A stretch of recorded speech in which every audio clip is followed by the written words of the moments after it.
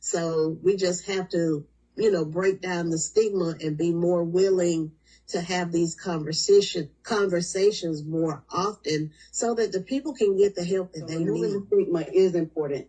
And to get that buy-in from the ministers is going to be very important, especially depending on the dynamics. We have the seniors, the elderly population who didn't believe in taking care of mental health, or that was something that we need to be talking about.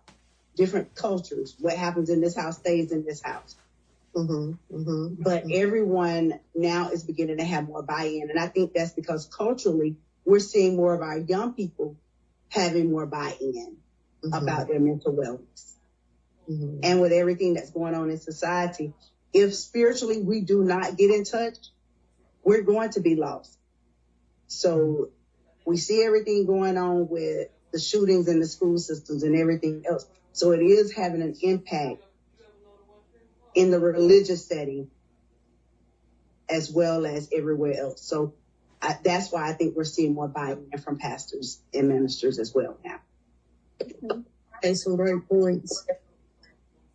One of the things that I had highlighted in my notes that I did not bring up,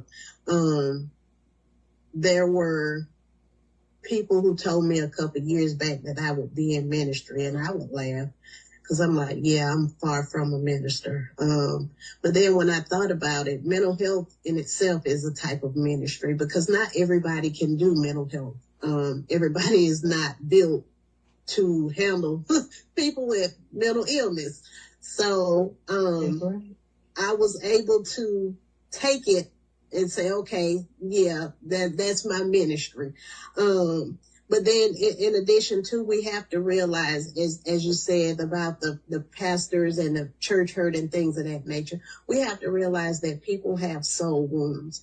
And because of these soul wounds, they are coming to their pastors or to the leadership in the church for additional assistance to assist with the soul wounds. And if the pastors don't handle it appropriately, then that has added an additional layer of scarring as well. And so instead of leaving a bitter taste in the people's mouth, we want to be better equipped to deal with whatever they bring in the church house, in the schoolhouse, in the office, whatever it is, wherever we encounter people, we want to be able to say, how can I assist you? Even when we don't necessarily want to assist, we can give them the resources to say, hey, these people might be able to help you. Even, if I can, let me redirect you to somewhere that can. But we have to realize that the soul wounds are caused by sin and trauma, and everybody has sinned, whether they want to admit it or not. We were born in a sinful nature. So that is just something that, we were granted at birth. Yeah, we can try to perfect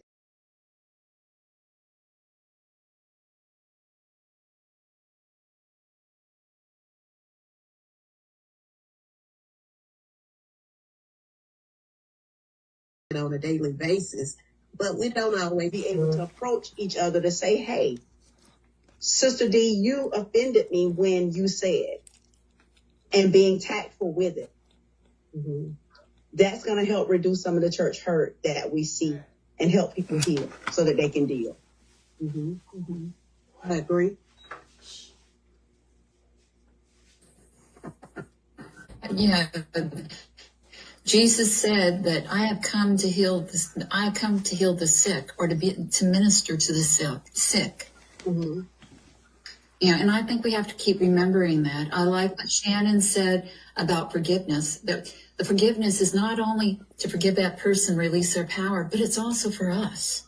It does more for us to forgive in a lot of ways, which a lot of times we don't recognize. And I had an interesting situation that I never thought I'd ever have just last week. And it's when you get some of this stuff to happen, it's like, how do you handle the little waves that come from it? I mean, like when you drop a rock in the water and you have these waves and they keep going all the way out in the distance. last week I had a little boy who opened, and our students are not supposed to open the doors, because of a school shooting. Everybody's supposed to go through one central way. Mm-hmm. And the child opened the door for grandmother, which is a very good gesture. That's what you want a child to do. You want them to be kind and do that. And the weather was not the best, so it was raining. So, he really did a good thing. One of our teachers freaked out and was like, he opened the door. He's not, she's now loose in the building. And she was all upset. And I, talked to her and said, I'll handle it. And then, the grandmother had gone down to the office, which is where she was supposed to go. She was going to get her own child out. But I didn't have to, but I felt like that was a good teaching moment with that young man to sit there and explain to him, what you did was a great idea. I want you to be kind. But at this point, we also have to worry about your safety and the safety of everybody else here. Mm-hmm. So at this point, will you let adults worry about the door, please? And I said, don't even open the door to talk to them, but just tell them to go to the front office, please. And that's something that we don't always think about either, how those little things impact everywhere. And our children and stuff like that. It's true. That is true. About a little girl up in, it was Lindley Middle School, I believe, where she took a gun to school and she shot herself in front of her classroom. Luckily, once I completed the article, she did not kill herself. But she did injure herself and she was in critical condition. And my heart ached for that family. What I have learned by working in the mental health field all the years that I did was that sometimes if you just simply ask someone can make the biggest difference ever. A lot of suicides can be prevented by simply asking that question. Are you okay? You will be surprised. I've been in grocery stores, Walmart, Publix, Food Lion, Harvey's, and if I walk by somebody, and I guess it's just in me now, it's ingrained in me, so I can't help but if I see someone that looks downtrodden, I'll speak to them and I'll ask, how are you today? And sometimes it's a complete stranger and they'll just ramble and tell me about how their day was. And if they spark up that conversation, it doesn't matter what I have going on. I stop and I listen to what they have to say because they may have been waiting for someone to ask that question all day long and no one did. So because I took that time, I feel like although I'm not directly in the mental health field anymore, I still feel like I try to be one of the biggest mental health advocates, and I tell people, if you experience anything, no matter how minute or mediocre you might feel, it might have been to, if nothing else, just to get off your chest and to have an unbiased source just listen to you, then you do that. You do whatever it is that you need to do in order to be free of whatever it is that you're dealing with. And I just wondered with that shooting earlier, I was like, not only was the child able to get the gun in the school, but I'm wondering, like, how many times were the signs missed? Like, what? Because there's always a cry for help. In some shape, form, or fashion, there's always something where maybe that child might have been isolating, be it at school or at home. Their grades may have been A's and B's, and then their grades start to decrease. Like, there's always some little inkling that something is going on, that someone may need to intervene. So active listening, what I have learned, is one of the biggest things that has helped me be a better person, a better conversationalist, and just been able to help more people because, like I said, they just need that, just a little tug, just for that information. How are you today? I feel like if someone had asked that child how she was, that could have derailed how she was feeling. Mm-hmm. So I mean, it's definitely needed in our school systems. I know that our kids are going through, I think they're going through a lot of what we went through coming up, but the technology is what's the difference. Right. I didn't get my first cell phone until I think I was a senior in high school. But they have access to it now. The parents are buying it. It's actually a need for it, especially when they're involved in extracurricular activities.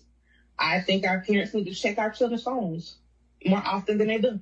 You will be surprised at some of the things that you will find out. A dear friend of mine was able to find out by one of her child's friends that her daughter was having some suicidal thoughts. That because that child, it's necessary. Mm-hmm.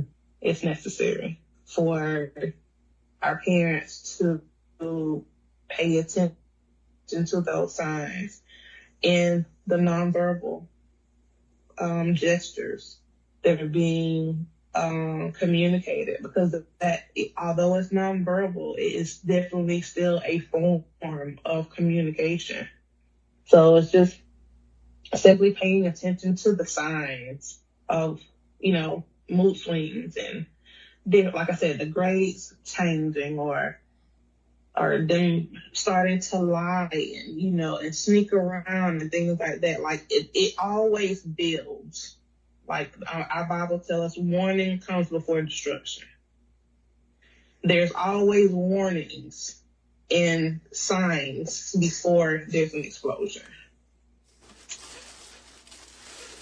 That is true. I can definitely agree with everything that also falls up under that PTSD. So in fixing the parents, they become better parents in order to have a better outcome as far as their children. Once we can tweak the household with the adults, then we can learn how to tweak the household with the children. Does anybody have any additional thoughts on that or want to elaborate on that? I definitely concur. After working in the juvenile justice system for approximately 10 years, I definitely saw the need to involve the entire family, because if we do not touch the entire family, we're not doing the children any service when we're sending them back to the same environment, as well as from, working in the school system. We're not helping the family at all to learn how to change these negative and maladaptive behaviors by just working with the children. It has to be a holistic approach. It has to be the entire family.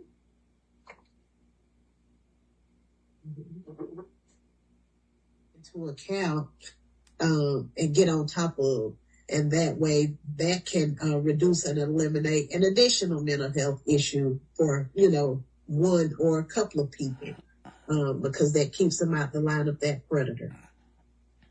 That they would like to add to the conversation. I can, Dr. Demetria. Okay. I just wanted to touch base just briefly on some of the resources that we have in the community. I think some of our people, and I'm saying our people because to me, all people are our people. Okay. I think that some of our people suffer because they don't know the resources that are readily available to them in our community. So, of course, back in 2013, Southwestern closed, but we do have some facilities here locally And I just wanted to just go over it. I just wanted to list and make sure that everyone knows. And I'll save the addresses and the names and their phone numbers a little slowly, just so you guys will have them. You mentioned, Dr. D, about texting the 988. Mm-hmm. There's also a 1-800 number for the Georgia Crisis and Access Line, also referred to as GCAL. And that phone number is 800-715-4225.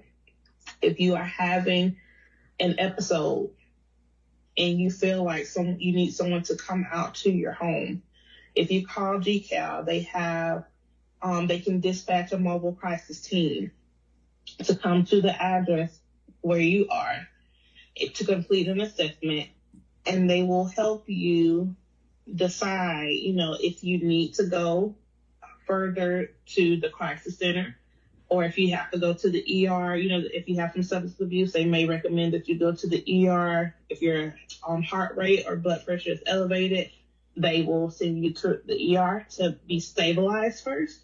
And then they'll refer you to either go to the crisis center, which is located at 525 Cassidy Road.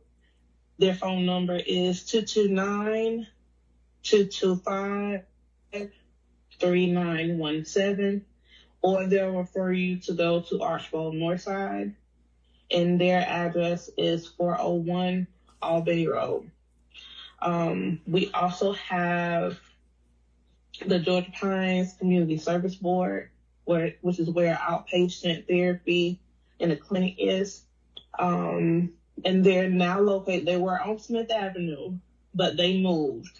And they're located out on Southwestern's old campus in the regional office. And that address is 400 South Pine Tree Boulevard. Their phone number is 229-225-5208. And I also have phone numbers for the Phoenix, which is a substance abuse facility here in Thomasville. As we spoke on earlier, some people suffer with mental health and substance abuse issues. Sometimes instead of them taking the prescription medication, they want to self-medicate. And a part of some of their self-medication that involves drugs or foreign objects that may cause them bodily harm, which doesn't help their situation. It further fuels it and sometimes makes it 10 times worse than what it would have been. And the Phoenix 5223, I believe they moved. They were on Southwestern campus. But when I pulled it up, their address was now showing 136 Oakwood Trace. So maybe they relocated as well. And then the last facility that I have the phone number for is Greenleaf. Greenleaf is a mental health facility that is located in Valdosta, which is about 45 minutes from Thomasville. And they're located at 2209 Pineview Drive in Valdosta. And their phone number is 229-506-7977. I was going to say that I think it's important for us, all of us who are dealing with mental health, to remember that we suffer from, secondary trauma, and that we have to take care of ourselves because we're reaching out for it's like, if I have this, I've been drinking out of this cup. If I keep drinking out of this cup, and I don't put anything in it, I'm going to be empty and I don't have anything else left to give to somebody else. And that's why, to me, God's real important. As you were saying, Shannon, the prayer life, reading in the Word of God, that helps give us stuff to give to others. But we also have to remember, too, some of us have heard or seen, or experienced ourselves some stuff with our children or our clients. That and it's sort of a secondary trauma, wouldn't you say, Dr. D? And that we need to, anybody in the helping fields will experience that secondary trauma. Mm-hmm. Yeah, and that's exactly. I know that's exactly what I wanted to say. As a therapist or a healthcare provider, anybody that provides any kind of uh, care or ministry like this. You remember when Jesus had fed the multitudes, he went away and he had to be refreshed.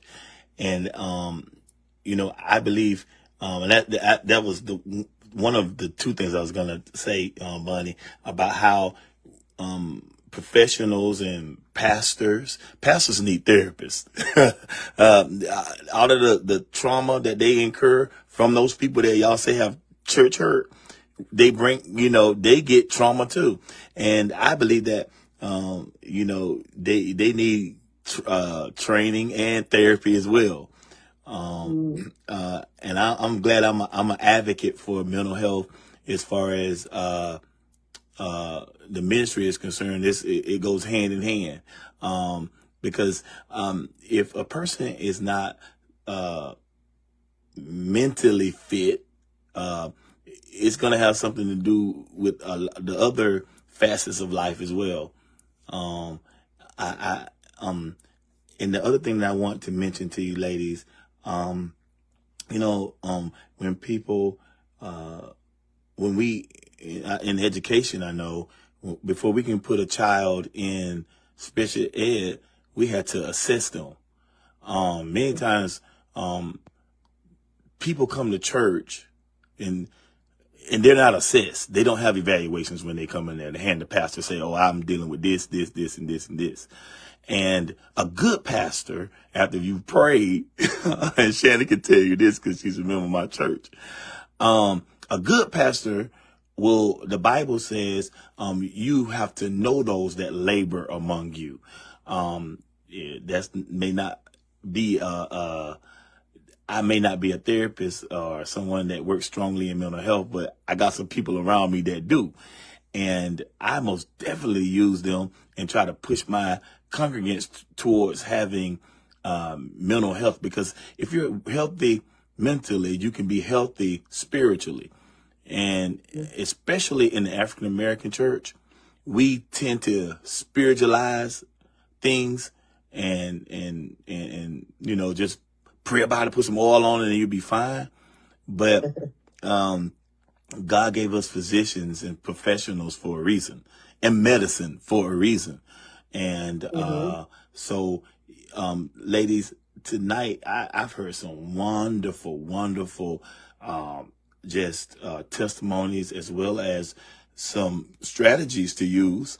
And that was the purpose of this meeting tonight, is to get you ladies and professionals together to do that. And you all have done a wonderful job.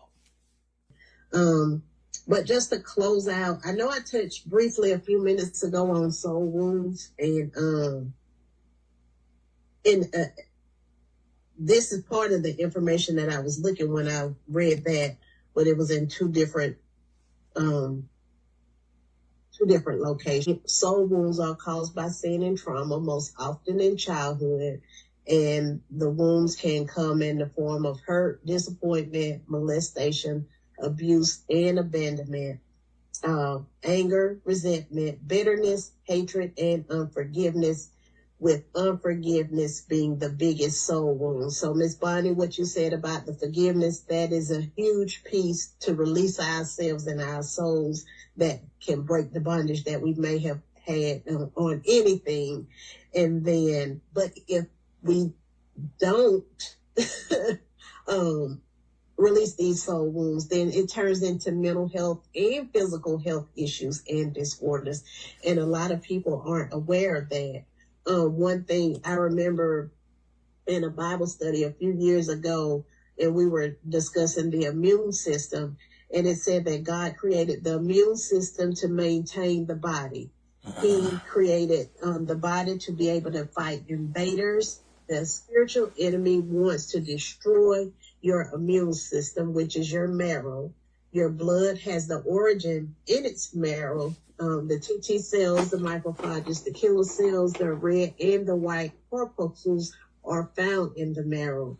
And then some ways that Satan tries to access your marrow is through your thoughts. He wants to make his spirituality your spirituality, get you to follow the law of sin, create relationships, breakups, stir up strife, promote conflict, promote inappropriate reactions, initiate verbal, physical, emotional, and sexual abuse, and speak to you in the first person as though it were your own thoughts, so that you don't realize that they are thoughts from the enemy. So that was very important to me the first time that I heard it, and it stuck with me ever since then.